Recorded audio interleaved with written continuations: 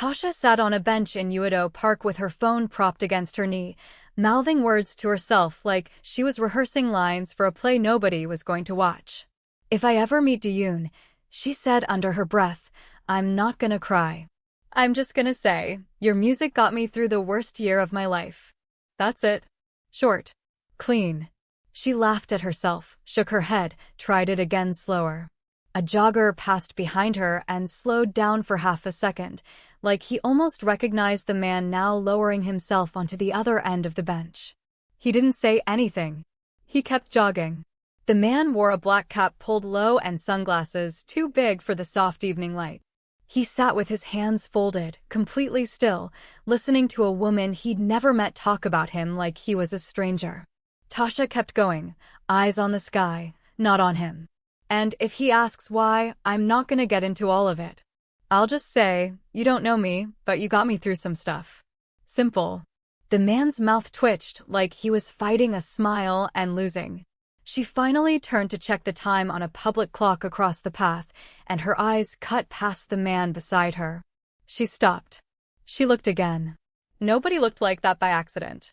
He didn't move. He just let her look. Cut to black. "Before the story unfolds, tell us, are you watching on your own or with someone? And where in the world are you watching from? Drop your location in the comments. We'd love to hear from you."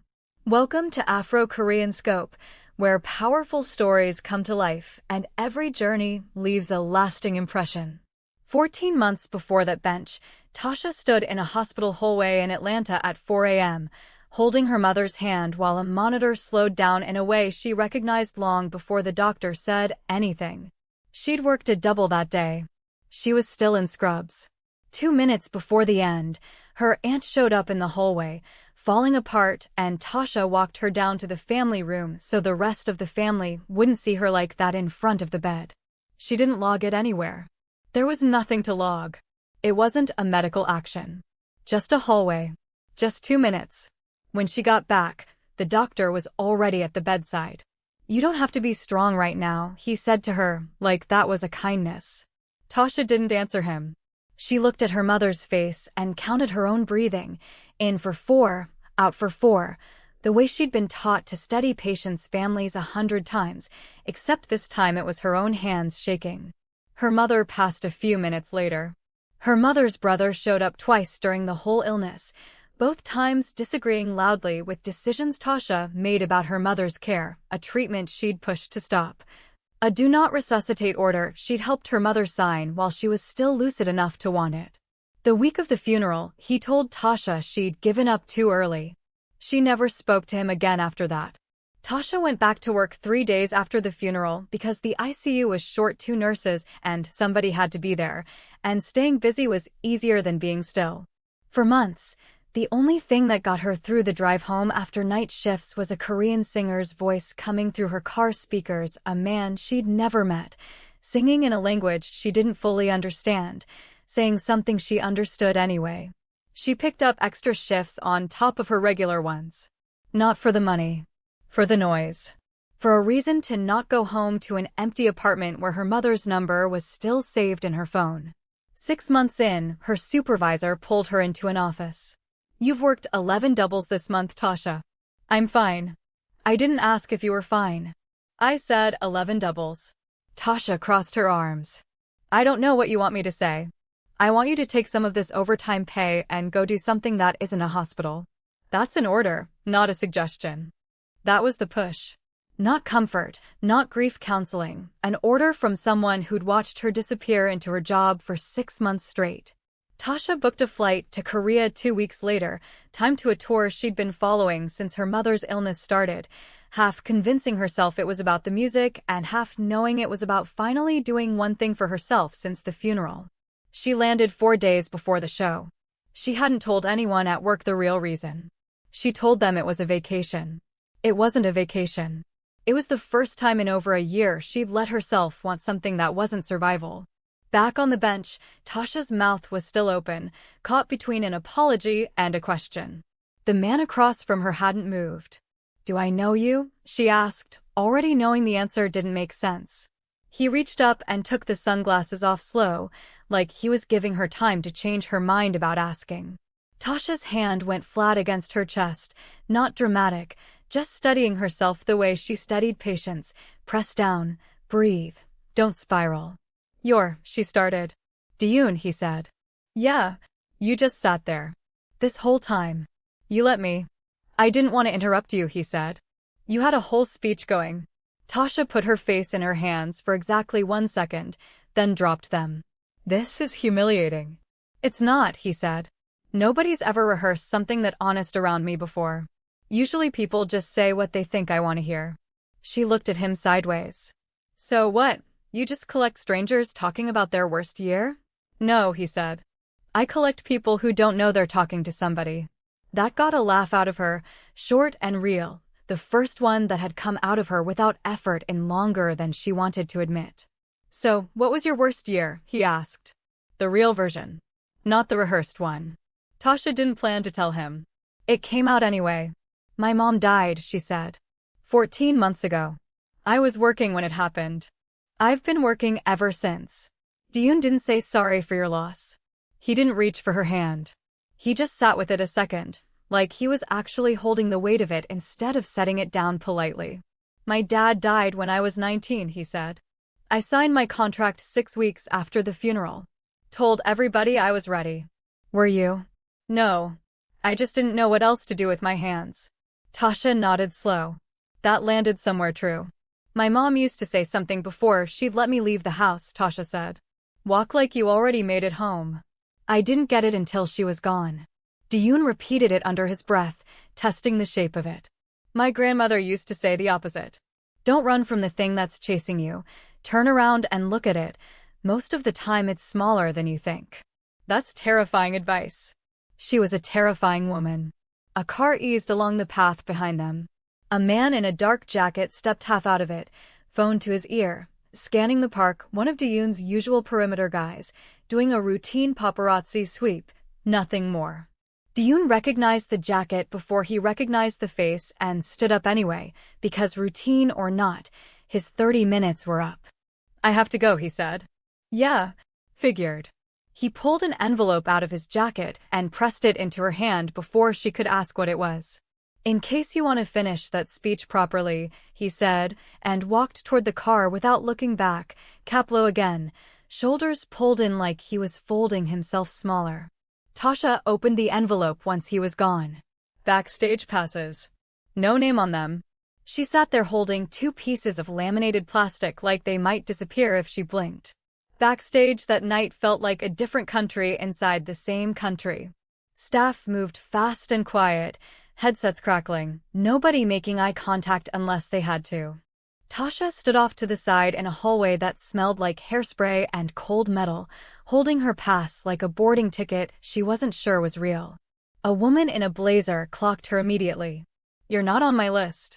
I have a pass. I can see that. I'm asking who gave it to you. Tasha didn't answer. The woman's eyes narrowed, then a voice cut in from behind them both. She's with me, Director Beck. Diyun appeared in the hallway already half-dressed for the stage, jacket unbuttoned, hair different than the park. Beck's face didn't change much, but something behind her eyes recalculated. Of course, Beck said, smooth as anything. My mistake. She walked off. Tasha watched her go. That's your manager? Tasha asked. That's my manager, Diyun said. She runs everything. Runs it well. Don't let the smile fool you. He was gone again a second later, swallowed into the machine of the night. Tasha needed a bathroom and ended up in the wrong hallway, one that dead-ended near a service door propped open with a fire extinguisher. She was about to turn back when she heard Beck's voice through the gap, low and clipped, phone pressed to her ear. Security just flagged an unlisted scan at door 4, Beck said. Some girl, no clearance, walked in on a personal pass 10 minutes ago. A pause. I don't care who she is. Pay the other one double if you have to. Keep her on schedule to be photographed leaving his hotel. If this new one backstage causes a problem, she's useful. If it goes wrong, she's the story. Tasha's back went flat against the wall like her body made the decision before her brain caught up. She was the girl nobody vetted. The show started 20 minutes later. Tasha stood in the wings where a stagehand pointed her, close enough to feel the bass in her ribs. Diyun walked out under the lights like a different person than the one on the bench, shoulders back, face set, the crowd screaming his name in a wave that didn't stop for almost a full minute. Tasha watched him sing 3 songs before she understood she wasn't just watching a concert. She was watching a man perform peace while somebody backstage built a bomb with his name on it. He found her after the set, sweat still on his neck, a towel around his shoulders, handlers trying to pull him toward wardrobe. 2 minutes, he told them, and they backed off. I need to tell you something, Tasha said, and I need you to not react like people are watching, because they are. His face didn't move. Say it. Your manager. I heard her on the phone. There's a woman being paid to be photographed leaving your hotel. And she flagged me backstage tonight too. Said if I cause a problem, I'm useful. If it goes wrong, I'm the story. Diyun's jaw tightened, one small motion controlled. She said that. Word for word. He looked past her for a second, toward the hallway Beck had disappeared down earlier. This isn't the first time, he said, quiet. It's just the first time somebody told me before it happened instead of after. So, what do we do? Not here, he said. Not tonight. A handler called his name again. He turned to go, then stopped and looked back at her. Thank you, he said. For coming to tell me instead of just leaving. I almost left, she said. But you didn't. He walked away into the wardrobe hallway, and Tasha stood there in the noise of a crowd still chanting his name, holding a piece of information that made her stomach turn every time she thought about it. 2 nights later, Diyun picked her up outside her hotel in a car with tinted windows and no driver he recognized as label staff, a friend from outside the business, off the books. You didn't tell anyone where you were going tonight, he said, more statement than question. No. Why? Because I keep thinking somebody set up that bench. Wanted me photographed with you specifically. Tasha turned in her seat. Didn't you say your driver stopped somewhere quiet last minute? Nobody could have planned that fast. Diyun sat with that a second, like letting go of it cost him something. So none of this started with a setup. No, Tasha said. I think it started with a leak somebody's had for months.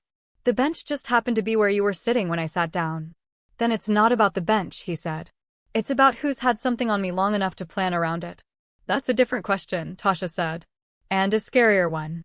Diyun's hands were flat on his knees, still. My stylist's been with me 9 years. My security head's been with me 6. Beck's been with me longest of all. It's not just about who had access, Tasha said. It's about who knows you well enough to know how you'd react to something. That's not a job title. That's somebody close. Diyun went quiet in a way that told her she'd landed on something true before he was ready to say it out loud. I could fly home tomorrow, Tasha said after a minute. Pretend none of this happened. Go back to my hospital, my patients, my life. Nobody would blame me. Would you blame you? She thought about her mother's voice telling her to walk like she already made it home. She thought about 6 months of doubles just to avoid an empty apartment. No, she said. I think I'd blame myself worse for running. Diyun looked at her like that answer cost him something to hear. Then help me find out who, he said. Because I can't do this with people I don't trust standing next to me. If you're feeling this one already, drop a like, tell us where you're watching from in the comments, and subscribe to Afro Korean Scope so you don't miss where this goes. They started with the schedule. Diyun pulled it up on his phone in the back of the car, every stop, every hotel, every handler assigned to each city on the tour. Tasha leaned over his shoulder, reading it the way she read patient charts, looking for the thing that didn't match the pattern. Who else knew about the bench window? She asked. I texted Beck. Told her I needed 30 minutes alone before the venue. She said fine. That's all she knew. So she knew the window. Not the specifics. No, he said. Not the specifics. 2 days later, a name came up that neither of them expected. Min Jae, Diyun's old group mate, someone Tasha had heard mentioned exactly once, in passing, like a door Diyun didn't like opening. We grew up in the same building, Diyun said, driving now, hands tight on the wheel. Same trainee class. When the group split up, I went solo. He didn't. Didn't by choice or didn't because nobody picked him? Diyun didn't answer that directly. He wrote half our old songs. Never got credit on paper. I didn't think about it back then. I think about it now. Tasha's phone lit up with a message from a number she didn't recognize, a link, no text, just a link. She opened it. An audio file. 30 seconds of Dion's voice, private, unmistakable, recorded from somewhere close enough to sound like it came from inside a room, not a stage. She played it once. Then again, hands steady out of habit, even though nothing about this felt steady. "That's real," Dion said, staring at the screen like it had reached out and touched him. "That's not doctored. That's actually me." "Recorded where?" "My apartment. Months ago." His voice dropped. Only one person's ever been in that apartment who wasn't staff. Tasha didn't need him to say the name. "Min-jae," she said. Dion pulled the car over, put it in park, and sat there with both hands on the wheel like he needed something to hold onto. He was drowning, Dion said. His solo stuff didn't sell. He owed people money. I offered to help him. He said he didn't need it. "Sounds like he needed something," Tasha said. "Just not money." Dion's voice came out low, almost apologetic to a person who wasn't there. "He wrote songs that made me famous, and his name's not on a single one of them." The car sat quiet at the curb, engine ticking, both of them staring at a phone screen that had just turned an old friend into a stranger. Beck's office looked exactly like the kind of room built to make people feel small before they even said anything. Glass walls, low lighting, a desk with nothing on it but a single closed laptop. Dion walked in without knocking. Tasha stayed 2 steps behind him. "You knew," Dion said. No greeting. Beck didn't look up right away. When she did, her face was calm in a way that told Tasha she'd rehearsed this moment too, just better than Tasha had rehearsed hers. "Knew what?" Beck said. "The recording. Min-jae. All of it." Beck closed the laptop slow, like she needed the extra second. "He came to me 8 months ago. Said he had something that could end your deal with the US label if it got out at the wrong time." "Why that week?" Dion asked. "Why the announcement?" "Because that's when your value's highest," Beck said. Min-jae didn't want to hurt you.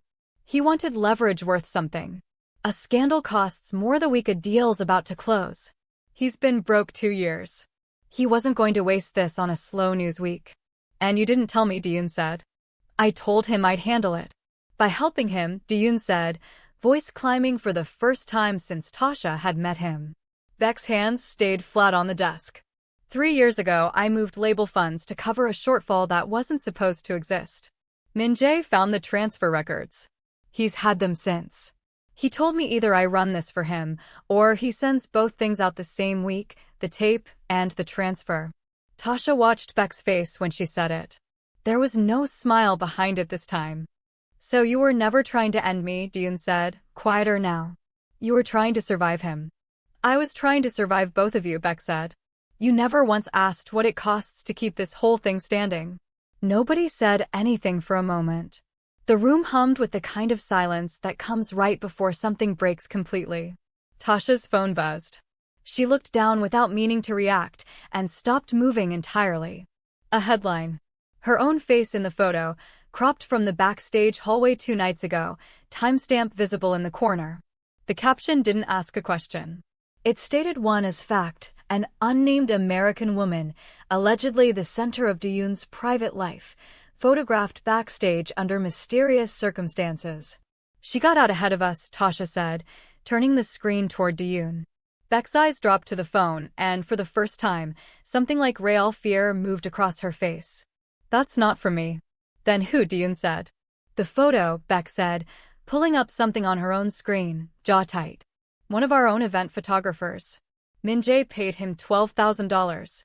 Kid's got a mother in the hospital and no insurance covering it. Wasn't hard money to say yes to." "How'd he get the venue records too?" Tasha asked. "The door scan. Venue staff get red access to entry logs for accreditation," Beck said. "He didn't need to break into anything. He just needed to look the other way once." "He didn't just sell to Min-jae," Beck went on, scrolling further. "Once he realized what he had, he sold a second copy photo, name, and the contact sheet together to a stringer who feeds tips to entertainment desks." "That's your journalist." Tasha's phone buzzed again. A different number. A journalist's name she didn't recognize, offering her, in 4 short lines, a way to clear her name by sunrise if she gave up what she knew about the recording and who really made it. Tasha read it twice, then looked up at Diyun, who was still watching her face like it was the only stable thing left in the room. I can end this right now, she said. For me. Tonight. All I have to do is give them Minjae's name. Diyun didn't say anything. He just waited to see what she'd do with a choice nobody should have handed her. If this story's got you sitting on the edge of your seat, hit like, drop a comment telling us what you think Tasha should do, and subscribe to Afro Korean Scope. We're just getting to the part you won't see coming. Tasha put the phone face down on Beck's desk like it was something that could burn her longer if she kept holding it. I'm not doing that, she said. You'd be clean by morning, Beck said. That's not nothing. I'd be clean and he'd still be in pieces. Just a different set of pieces. Diyun looked at her like he hadn't expected her to say no, and was still working out what to do with the fact that she had. So what's your play, he said. Tasha picked the phone back up, scrolled to the photo, zoomed in on the timestamp in the corner. This says I was backstage at 9:47. My pass was scanned at the door at 9:52. That's 5 minutes. I wasn't even in the building yet when whoever's writing this story claims I was already inside your dressing room. You kept the scan record? I keep everything. Old habit. Diyun almost laughed, short and disbelieving. That's not romantic. That's evidence. It's both, Tasha said. Depends on the day. Beck stood up from behind the desk, some of the color back in her face now that there was a plan instead of just damage. If we release the door log alongside a denial, it kills the affair story in under an hour. Reporters don't chase a timeline that doesn't hold. And Minjae, Diyun said. Stays out of it, Tasha said. For now. This isn't the fight to have in public. Your stylist and your security lead, Tasha added. We should tell them they're clear. You had them sitting under suspicion for days. Diyun exhaled, like he'd been carrying that too. Yeah, I owe them that conversation tonight. By 2 a.m., the door log was out, quiet and factual, no denial needed because the math did the denying on its own. The affair story died the way bad timelines always do, fast, and without anyone having to raise their voice. Minjae called Diyun the next morning, before either of them had slept more than 2 hours. You buried it, Minjae said, no hello. I saw the door log. You made the story disappear. I made the fake story disappear, Diyun said. The real one's still sitting between us. You want to talk real, Minjae said finally. Fine. Let's talk real. I wrote half of every song that made you what you are. My name's on none of it. You went solo and I went broke, and you offered me money like that was ever what I was asking for. So, what were you asking for? To not disappear. I texted you 2 years ago about the credits. You said, let's talk soon. You never followed up. I told myself you were busy. Then I told myself you didn't care. By the time I had the tape, I didn't believe talking would do anything anymore. Diyun sat with that, phone pressed hard against his ear. I don't remember that text. I know, Minjae said. That's kind of the whole problem. Meet me, Diyun said. Today. Just us. They met in a practice room neither of them had used in years, mirrors on every wall, the kind of room that used to hold 2 kids who thought they were building something together. I'm not here to threaten you again, Minjae said. Beck already told me you know everything. I want to fix the actual thing, Diyun said. Not the leverage. The thing underneath it. You can't fix 9 years of missing credit with a check. I'm not offering a check. I'm offering the songwriting credit you should have had from the start. Publicly. Back pay included, calculated from when the songs first charted, not from today. Minjae's face didn't move for a long moment, like he'd expected an argument and didn't know what to do with an answer instead. If this story's hitting you the way it's hitting us, smash that like button, tell us in the comments what you think happens next between Tasha and Diyun, and subscribe to Afro Korean Scope so you're here for the finale. And in exchange, Minjae said, voice rougher now I stop. You stop, Diyun said. The tape gets deleted, not leaked, not sold, not held over anyone again. And you and I figure out what's left of whatever this was, slowly, without a blackmail file sitting between us. Minjae looked at the mirrors instead of at Diyun, like it was easier to say the next part to a reflection. I didn't want to hate you, he said. I just didn't know how to stop. Then stop today, Diyun said. Start today instead. Minjae's phone was still in his hand when a news alert came through, Tasha's name attached to a headline that had nothing to do with songwriting credits. That's the woman from backstage, he said, quiet. That's the woman who talked me into fixing this instead of burying it, Diyun said. The photographer you paid sold her out along with everything else. She didn't have anything to do with what happened between us. Min-jae looked at the screen a long moment. I didn't think about who else would be standing there when this went off. No, Diyun said. You didn't. It wasn't forgiveness. It was just the first time Min-jae had to sit with a cost that wasn't his own. Neither of them hugged. Neither of them cried. Min-jae just nodded once, and that was enough for both of them to know it was done. Diyun met with the labels board 2 days later, alone. He didn't ask them to go easy on Beck. She's done here, he told them. But I want it handled through a repayment agreement, not just a firing that lets the number disappear with her contract. She signs something legally binding, her lawyer and yours both at the table, full amount, on a schedule the company can enforce even after she's gone. It wasn't mercy. It was the difference between erasing a problem and actually closing it out. 3 days later, Diyun walked into the same park at the same hour the sun hit the same angle, and found Tasha already sitting on the same bench, like neither of them had planned it and both of them absolutely had. You're leaving tomorrow, he said, sitting down at the other end, same distance as the first time. 6 a.m. flight. Back to the hospital. Back to the hospital. He looked at her sideways. You could stay longer. I could, she said. I'm not going to. Why not? Because if I stay because it's easy right now, I'll never know if I'd have stayed for the right reason. She turned toward him fully for the first time since either of them sat down. I came here to finish a speech I never thought I'd get to say to your face. I got to say it by accident. I want the next thing between us to not be an accident. Diyun nodded slow, like that made more sense to him than he expected it to. Say it, then, he said. The real speech. Not the rehearsed one. Tasha looked at him for a long second, the kind of look that had nowhere left to hide behind. Your music got me through the worst year of my life, she said. That part was true even when I thought you were nobody. But the past 2 weeks, you didn't get me through anything.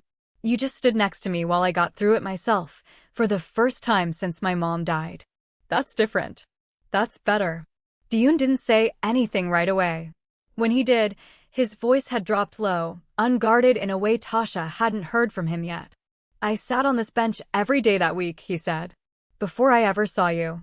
Just hoping somebody would say something to me that wasn't a request, or a headline, or a lie with good lighting. You didn't even know I was there and you gave me that anyway. So what happens now, Tasha said. Now you fly home, he said. And I finish cleaning up what's left of this mess, without you standing in the blast radius of it. And after that. He almost smiled. After that, I show up somewhere you don't expect me, and we finish this conversation properly. No cap. No sunglasses. 3 days after the door log killed the original story, a smaller entertainment blog ran a follow-up nobody at the label caught in time, piecing together Tasha's full name from an old photo of her at a hospital charity gala back home. The kind of detail nobody thinks to scrub until it's too late. Tasha's phone lit up on her knee before she could say anything else to him. Not a text, not a headline. A call from the hospital supervisor who'd sent her here in the first place. She answered it out of habit more than choice. Tasha, I need you back a day early if you can manage it, her supervisor said, voice tight in a way Tasha recognized from 100 bad shifts. There's been an incident. It's about your mother's case. Tasha went still in a completely different way than she had on this same bench 2 weeks ago. What do you mean, my mother's case, she said. She's been gone 14 months. That's why I need you to hear this from me and not from a lawyer, her supervisor said. There's a review board looking into her final week of care. Somebody's filed a complaint. Tasha, they've named you in it. Who filed it? A pause on the line. Your uncle. He said he saw your name online. Some article out of Korea. Said if you had time to be somebody's story overseas, you had time to answer for what happened to your mother. Why now, Tasha said. It's been 14 months. I need to be straight with you, her supervisor said. I pulled the chart before I called. There's a nursing note missing from the night she passed. Not proof of anything wrong. But it's not there, and the board's going to ask why. Tasha's mind went straight back to that night, the exhaustion, the 2 minutes she'd spent walking her aunt to the family room instead of the bedside. 2 minutes she never logged, because nothing happened in them worth logging. Except now, 14 months later, 2 unlogged minutes were the whole case. Tasha, Diyun said. What's happening? She looked up at him, the golden light from before completely gone now, replaced by something colder settling behind her eyes. I think, she said slow, like she was hearing it for the first time herself, somebody's about to make me the story all over again. Except this time it's not a fake scandal in Korea. It's back home, Diyun said. It's back home, Tasha said. And I don't know yet if it's an accident, or if somebody's been waiting 14 months to make sure I never stopped looking over my shoulder. She stood up off the bench fast, phone still pressed to her ear, already walking toward the gate before Diyun could catch up to her pace. He sat there for 1 second longer, watching her go, the same way she'd once watched him disappear into a car with tinted windows, except this time, he was the one left behind on the bench, wondering exactly how far this was about to reach. If you need to know what happens to Tasha next, hit that like button, drop a comment telling us what you think this complaint really is, and subscribe to Afro Korean Scope, because this story is far from over.